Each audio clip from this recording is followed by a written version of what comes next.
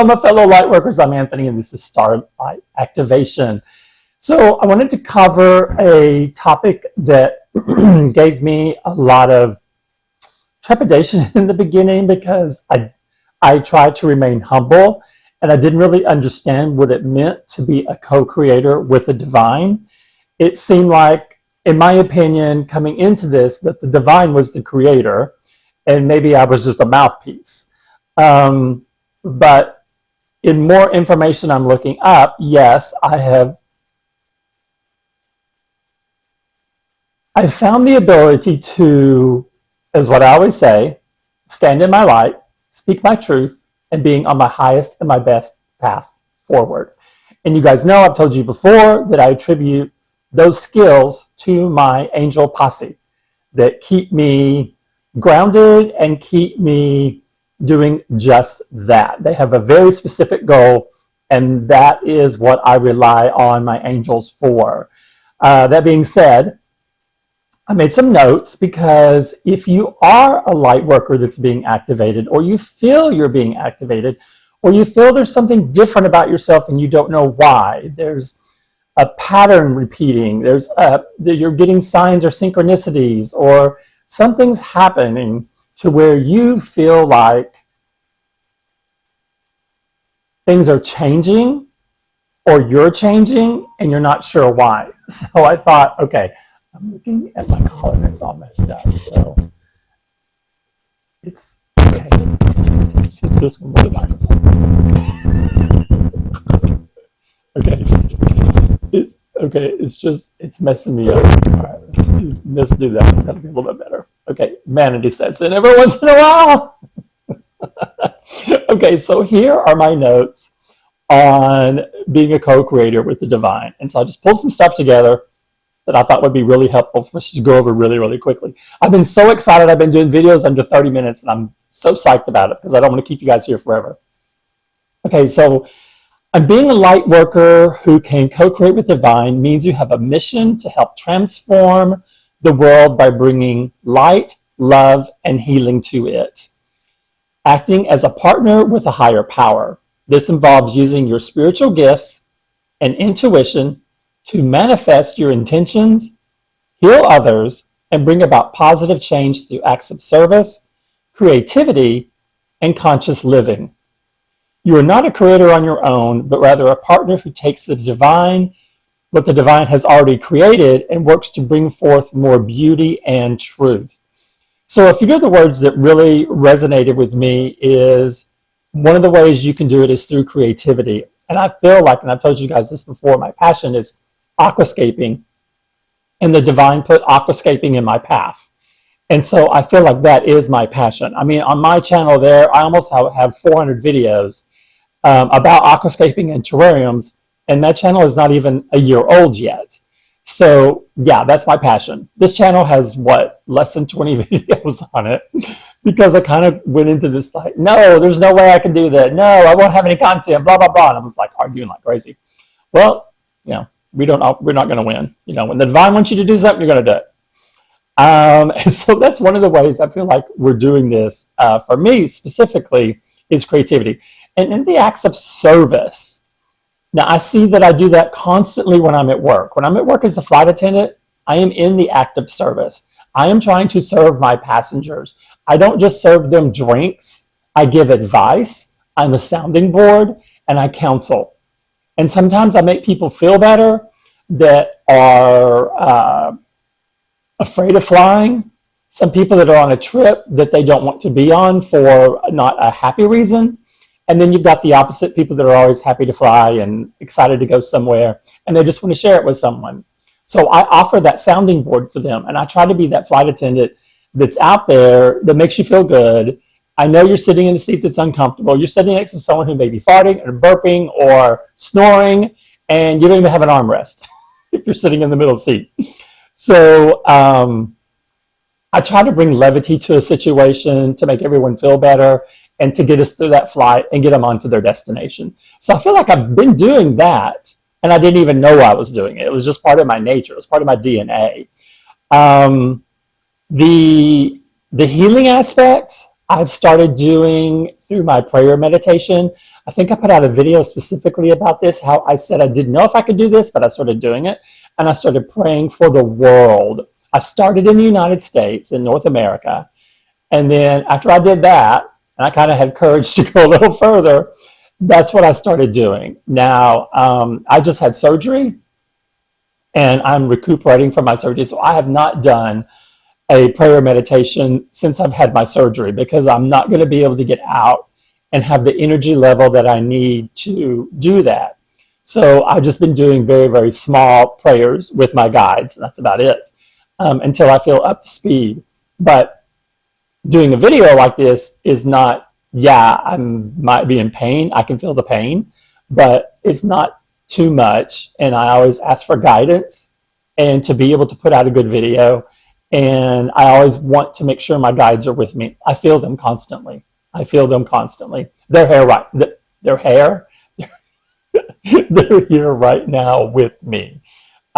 So I can't create on my own. I create with everything that's around me. So my guides are part of that.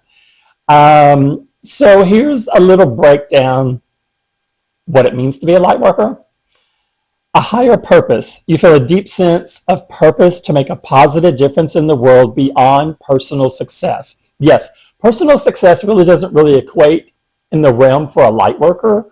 We're not concerned about that. We know that we are looking at, I feel like intuitively, we're on a higher plane.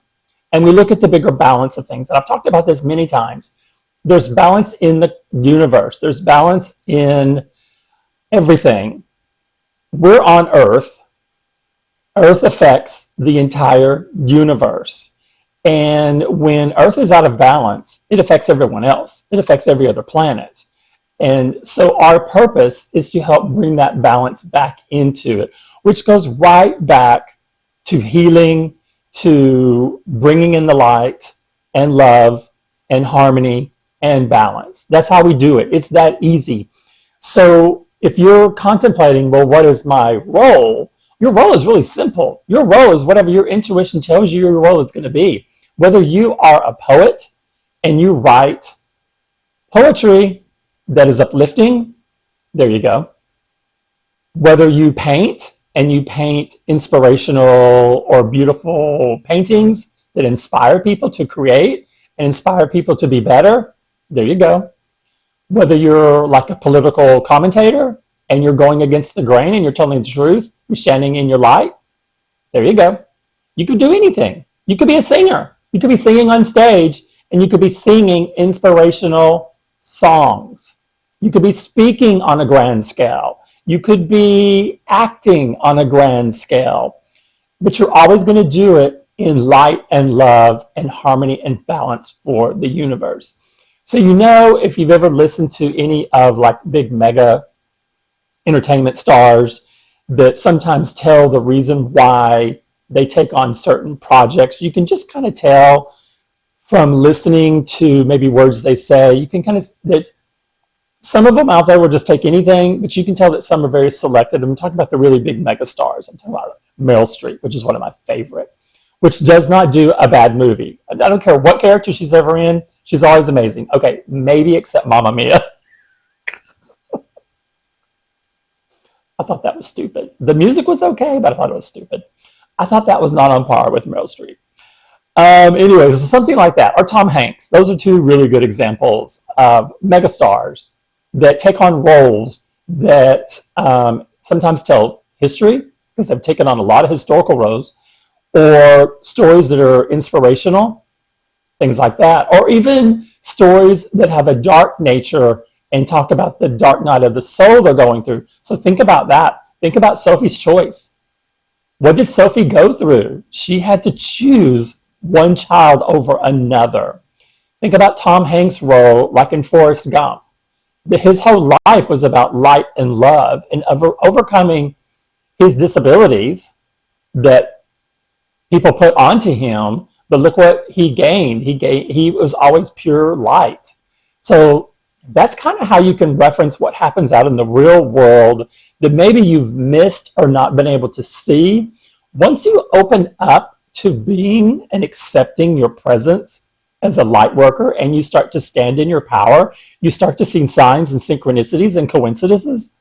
That's part of it. You'll see things and you're like, oh, wow, okay. I'm kind of seeing the bigger picture here. The veil has been pierced. I'm unplugging from the matrix. I'm not involved with what I drive, what I wear, where I live. And I certainly don't post fake lives on Facebook. You guys have heard me harp on Facebook before because it is really this negative energy machine, part of the matrix, that keeps people plugged into it. Because people are posting, it didn't start out that way, but that's what it's involved into. People were posting their perfect versions of their lives when you and I both know what's going on behind the scenes. It's the person saying, oh, I'm on this fabulous trip. Okay, well, how far behind are you in your mortgage? Is your car about to be repossessed? How horrible are you as a spouse? Do you treat your children horribly? Do you let them stay on their mobile device 24/7 without giving any interaction as a person and trying to cultivate their spirituality and their humanity? The worst thing about mobile devices is that it distracts people. I see this all the time in my job as a flight attendant, all the time, especially when we hire new flight attendants that are coming in, flight attendants that mother and daddy have coddled them their entire lives. They never had any accountability. They were protected from everything. And you try to put them in a job where there's no supervisor with them, and they go crazy. They go crazy insane because they cannot handle life. Parents out there have done a massive disservice to their children by not punishing them, by not holding them accountable, and not showing them what life really is. It's like you can put so many bumper guards on a crib for a child for their entire life. They have to experience things. They have to go through hurt, pain. They need this. If you don't go through this, you have not prepared them as a parent for real world. If something happens to you, where are you going to be? I cannot tell you the number of stories I know personally about parents trying to intervene in their adult child's lives at work. It's crazy embarrassing. The parents that will call in and try to make excuses for their adult children that should be accountable. That's what we're facing reality-wise with generations that are coming out right now that were too coddled and not shown reality. Were given everything they wanted or needed without trying to earn any of it.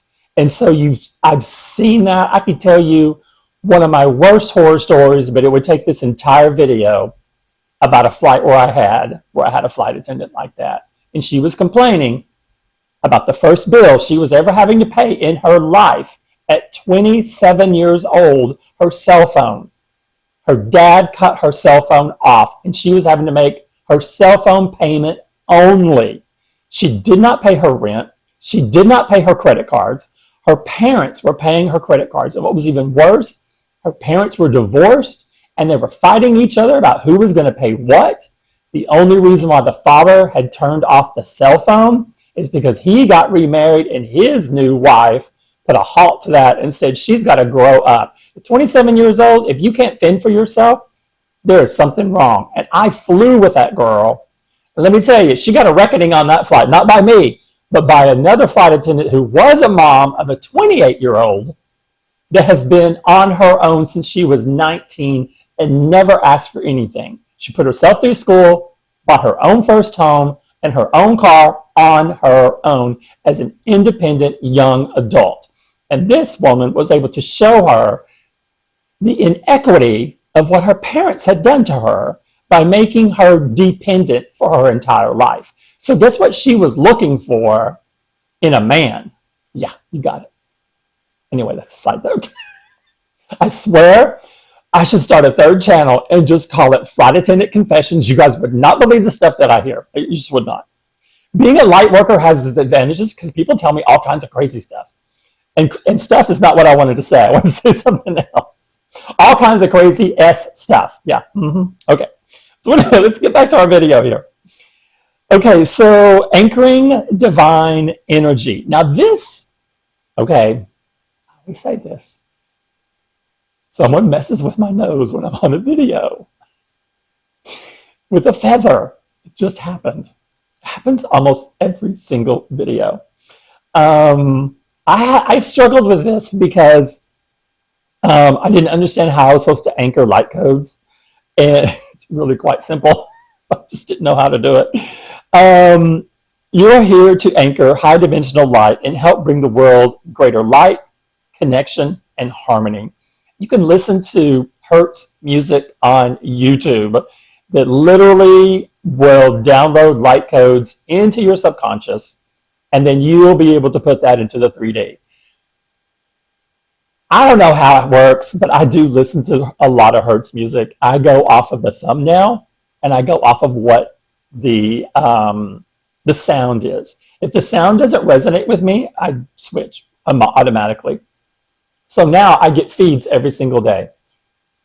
A lot of times when I'm doing something very private with the aquascaping channel that's not on film, I'm listening to Hertz music in the background. And it's very soothing, it's very calming, it's very refreshing. And I used to listen just to like rock and disco and mix, and really, really loud. I'm sure I'd drive my neighbors crazy because I just have it really cranked up really loud. And I'd be singing and all this kind of stuff and moving around. Well, now I've switched and now I'm listening to Hertz music, and it's very spiritual. The experience is very spiritual. What you can also do is put Hertz music on a sleep timer, and you could lay down and either meditate or just go to sleep, and you'll absorb through your sleep. So I've been told. So I've been told, okay? You know what that means, right? I don't have to spell it out. A beacon of light. You radiate kindness, compassion, healing energy, uplifting those around you through acts of service, words of encouragement, and your mere presence. Okay. Now, I can tell you this happens all the time to me at work. All the time. It happens at Walmart, too. Like, I thought I had this condition called can't stop being a flight attendant, where I just would just talk. I would just go up to random people and just get right in the middle of their conversation. I used to do it all the time when I would go to like a home improvement center.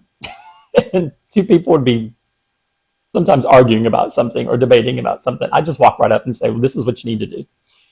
And I thought, oh my God, as a flight attendant, see, when I'm in a plane, you got to pay attention to me. And you guys know that. We're covered by the federal government. When that plane is in movement, we're covered by the federal government. So you got to do what I say. And you have to listen to me. It's part of my job I love. It's a power trip. Yes, I know. I'm going to admit it. So hush up.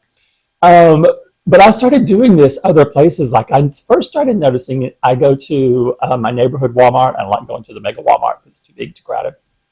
But my neighborhood Walmart, I would just start talking to people all around me, just like getting right into their business, talking about what's in their cart. And I would try to make an analogy about, okay, see, this is in your cart. This is what you're going to be doing. And just start a conversation, and just people just smile. I noticed people just really just generally start smiling right away. And so it's prompted me to do more of that in public. So I feel that's one way that being a light worker is affecting me in my everyday personal life. And I'm not even trying. I'm just letting it flow. I'm just letting it flow right through, which is amazing, which is beautiful. So don't stop yourself from doing that. Even if you're not a flight attendant, don't stop yourself from doing it, because that's your natural gift. And you're using a gift that the divine has given you, and that's how you're going to help uplift people. So instead of being that person that sits there stone cold, quiet, looking at your mobile device when you're in line, develop a conversation with somebody. Talk about what's in their cart. Talk about what's in your cart. Talk about you can't believe that you had to get to the store just to get this one thing, and look at all this other stuff you bought instead because you fell prey to the stuff that's at the end of an aisle that you just picked up on the way out. Whatever you want to do. Sensitivity and empathy. You tend to be highly sensitive to energy and can empathize with the emotions of others, acting as a healer, teacher, or guide. Amen, sisters. You're all sisters in the realm with me. Whether you're male or female, whatever. Remember, we all embody the male and female aspects. So right now I'm calling you all my sisters. You can be my brothers too, but I'm going to call you sisters. I swear that is me 24/7. I don't shut it up. It doesn't stop, whatever. Okay. So what it means to co-create with the divine, and this is where I really had the hard part about saying, I had a breakthrough in a prayer meditation about this. And I finally said, okay, I'm going to own up to my gifts. And I swear I'm still going to do a video that talks about the gifts I have and how I use them. So we're going to do something like that. I am going to list that because there's a lot. There is a lot that I don't really realize if I'm using all the time. You partnership with a higher power. You're a partner with God, the divine, in creating something that reflects divine beauty, love, and truth. Yes. Yes, we can say that. Yes. Manifesting intentions. And I did a video about manifestations. You can use your thoughts, words, and actions to manifest what you envision. Yes. That goes back to going into prayer meditation and envisioning a higher conscious self and awakening other light workers and healing the planet. Replacing anxiety with hope. Oh my gosh, yes. And stepping into confidence. And usually when I'm doing that, I will notice my voice tone changes. I become very resolute in what I'm saying, and my voice gets louder, and I start raising my hands up. I've noticed that every single time I do that. That I equate to standing in my power, speaking my truth, and being on my highest and best path forward. It's all connected. Everything is connected. Acts of service. This can manifest as acts of service, such as volunteering, donating, starting new programs, or taking care of the earth and its creatures. Yes, so it's all encompassing. It could be anything like that. It could be the smallest of things. You know, there's lots of videos on YouTube that I see where humans are interacting with an animal in crisis, and that almost always brings me to tears. I was even watching last night about bulls in Texas that had hoof issues where they have to cut out the rot or the ulcer and then bandage them up, and seeing these animals in so much pain, just, my gosh, I just want to start crying. And so I really feel for the people that are doing this work. They're out there helping animals heal. They're rescuing animals. This is what it's like to be enlightened and waking up and realizing that we're all connected. So it's not just roadkill you're looking for, it's the opposite. It's where you want to intervene before something becomes roadkill. That's a very, very literal statement there. Creating and prophetic action. Co-creation can be expressing through writing, speaking, leading, or finding serenity and acting on streamlined insights. I just did a video about prophetic dreams, where I'm talking about the current political crisis in the United States, especially. And the dream showed me what's happening right now with the cult in action, the disintegration of the cult. Not just the felon in his inner circle, but I'm talking about political leaders in much lower levels that have pledged their allegiance to this evil, to this cult, to this corruption in the United States government and in all political powers and in all corporate houses. It's massive, but it is coming. I've seen it coming down. So, I mean, that to me was good news. I just did a very special video about that. Humbling and empowering. While it can be humbling and sometimes frustrating process, co-creation can lead to serenity, hope, and a clear sense of purpose. Oh, amen to that, sisters. So the part that really resonates, it is very humbling. It made me wonder, why me? But then again, I remember, and I've said this on a video before, I know that my Sirian Starseed soul signed up for this mission in this particular family. Okay, it must be a Sirian that's doing it, because I've talked about Sirians a lot because I'm a Sirian Starseed, and it just happened.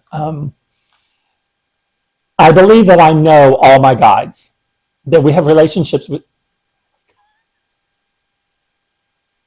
I'm spot on then. That tells me I am spot on. Okay, so I believe we all know each other. We're cohorts. We're a posse. I am a massive, massive old soul, and I have been a guide myself. And I decided I'm not going to be able to finish this video. I've decided to come into the 3D because this mission was very, very challenging. And as I've shared with you before, my life has been fraught with intense drama and challenges from birth. Birth from being a child that was unwanted, and I have memories of right after my birth being placed with someone else that did not care for me, was too old to care for me, and didn't even want to care for me, and being placed in a crib where I could not move. I was held in place by one of those really old downfill pillows that they would squish me down into it in a crib, and I couldn't get up because this is after I was first born, so I couldn't move. And then when my adopted parents tried to adopt me, it actually took 5 years. So I was 5 years old before my adoption took place, and my adopted parents, through utter frustration and heartache, returned me twice because my birth mother was being that difficult and wanted money, and they refused. So I had abandonment issues at birth, and then we go into age 5 where I'm so devout with the Lord, and I start talking to God, and I visit heaven as a 5-year-old because I had a question for God, and God brought me to heaven and answered my question. Then that going into when I was a teenager and being bullied every single day, nonstop. There was no relief from it, and it caused me to want to commit suicide on a weekly basis. And I could not understand as a teenager why I was so spiritual and why I was being berated so horribly. And none of my friends came to my rescue. No one. It was me on my own. My parents had no clue. And then that going into early adulthood, when I rediscovered my spirituality and stood on my own and started healing. And as a result, now, today, and part of my journey, I've had to go back and apologize to the infant and apologize to the teenager and the young adult that I wish I had protected them better. But we go through these trials to make us stronger. So I wouldn't have been able to advocate and stand up to the Ku Klux Klan when I did as a protester for gay rights if I had not had battled my entire life. And those small battles that happened where people would shout things at me as a teenager, make fun of me, push me, beat me up, those things made me stronger and stronger in my faith, to where when I came out in my newfound religious faith, I was a conduit for the divine to deliver messages to people that needed them. So I know what it feels like to be channeled through by the divine. Now, it does not happen now, I believe, because now I am a voice myself. But my spirituality has always been internalized. I see spirituality in everything. I have always seen Mother Earth as my spiritual plane, and that the Creator and Mother Earth work in unison together to where we're all connected. I've shared this before. I've seen my light. I've seen my light connects me to this planet, to every living person, insect, animal on this planet, to all the vegetation on the planet, and how that is connected to every other star system out there. It is all one light. The divine is everywhere, and we are a part of that. So don't be fearful. Don't let outside prejudice convince you that you don't have a light. Because if you're listening to this video, chances are you do have a light. You know you have a light. and you're unsure of what to do. So start your research. Start looking, if you want to, at channeled messages on YouTube. There are channelers on there that will use the tarot and bring forth channeled messages for the collective. And sometimes a lot of it could be just two light workers, but there's not just light workers being activated, there's lots of souls being activated for different missions. Just understand your intuition will guide you.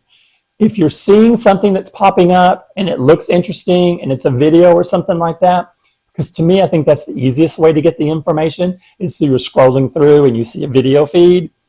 Watch it if it resonates with you. If it doesn't resonate with your soul, or if it doesn't resonate with you somehow, pass it by. You'll know. Your intuition will guide you. The divine will guide you to the information you need at the time you need it. That's what's called divine timing.